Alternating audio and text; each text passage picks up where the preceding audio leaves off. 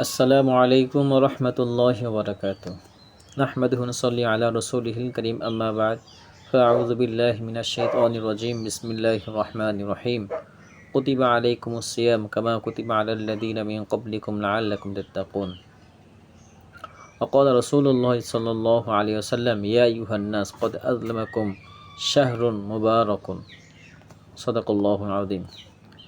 আলহামদুলিল্লাহ, আল্লাহ রাব্বুল আলামিনের নিকট সর্বপ্রথম শুকরিয়া জ্ঞাপন করি আল্লাহ রাব্বুল আলামিন দরবারে, যে রাব্বুল আলামিন আমাদেরকে দীর্ঘ 11 মাস পার করিয়ে, আল্লাহ রাব্বুল আলামিন সবচেয়ে গুরুত্বপূর্ণ মাস, সবচেয়ে বরকতময় মাস, আল্লাহ রাব্বুল আলামিন আমাদেরকে রমজান মাস পর্যন্ত আমাদের হায়াতকে এবং আমাকে পৌঁছে দিয়েছেন। শুকরিয়া তোমার আলহামদুলিল্লাহ।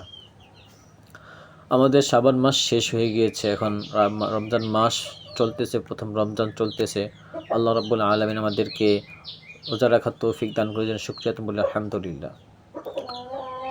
আসল কথা হলো, আল্লাহ রাব্বুল আলামিন আমাদের রমজান মাস খুবই গুরুত্বপূর্ণ মাস, বরকতময় মাস। আল্লাহ রাব্বুল আলামিন রোজা রাখতে বলেছেন, কুতিবা আলাইকুমুস সিয়াম কামা কুতিবা আলাল লাযীনা মিন ক্বাবলিকুম লাআল্লাকুম তাত্তাকুন। আল্লাহ তাআলা রোজা রাখতে বলছেন, কারণ কি? রোজা রাখলে তোমরা তাকওয়া অর্জন করতে পারবে।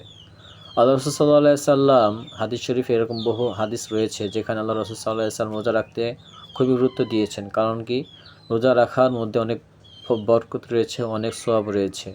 আল্লাহ রাসূল সাল্লাল্লাহু আলাইহি সাল্লাম মানুষদেরকে উল্লেখ করে বলেন, কদ ইয়া আইয়ুহান নাস কদ আযলামাকুম শাহরুন মুবারাকুন। হে মানুষ সকল, তোমাদের নিকট একটি বরকত মাস আসতেছে, অতএব তোমরা সেই মাসের ভিতরে যা যা করণীয়, যে সমস্ত হুকুম করণীয় তা পালন করো। আল্লাহ রাব্বুল আলামিন আমাদেরকে রোজা রাখা পরিপূর্ণ ভালোমতো সুস্থ রেখে রোজা রাখার তৌফিক দান করুক। তাকওয়া অর্জনের জন্য আল্লাহ রাব্বুল আলামিন এই রমজান মাসের মধ্যে রোজা রাখতে বলেছেন। কারণ কি? তাকওয়া অর্জন, মানুষের সবচেয়ে গুরুত্বপূর্ণ একটা জিনিস তাকওয়া অর্জন করা। কারণ কি? যাতে করে আল্লাহ রাব্বুল আলামিন তাকে খুব মহব্বত করেন, খুবই ভালোবাসেন। যারা তাকওয়া অর্জন করে তাদেরকে আল্লাহ তাআলা খুবই ভালোবাসেন, খুব মহব্বত করেন। এরকম বহু হাদিস, বহু ঘটনা রয়েছে কিতাবের ভিতরে। কিতাবের মধ্যে পাওয়া যায়, একবার আল্লাহ রাসূল সাল্লাল্লাহু আলাইহি সাল্লামের সাহাবী হযরত উবাই ইবনে কাব এবং হযরত ওমর রাদিয়াল্লাহু তাআলা একটা ঘটনা পাওয়া যায়।